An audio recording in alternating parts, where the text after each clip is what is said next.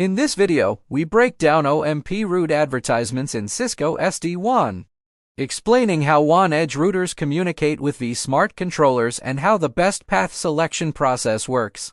OMP Best Path Selection. In the Cisco SD-WAN solution, WAN Edge routers advertise their local networks to the Cisco vSmart controllers using the Overlay Management Protocol OMP.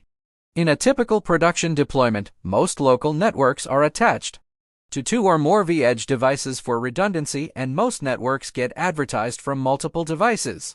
Additionally, each subnet is advertised as reachable via each transport locator TLOC that the WAN Edge router has.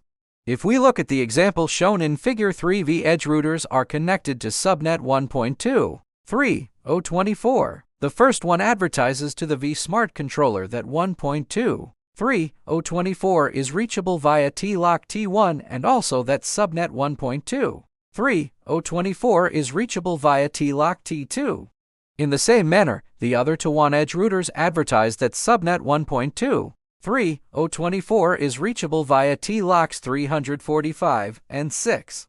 In the end, the vSmart controller has 6 OMP routes for prefix 1.2.3.0.24. By default, vSmart is configured to advertise only for paths for a given prefix. Therefore, it must compare all available routes for this prefix and select the best 4 that will be sent out to all WAN Edge routers. This is done using the Overlay Management Protocol Best Path algorithm. Note that the number of routes per prefix that vSmart advertises can be changed using the following configuration: send path limit 116.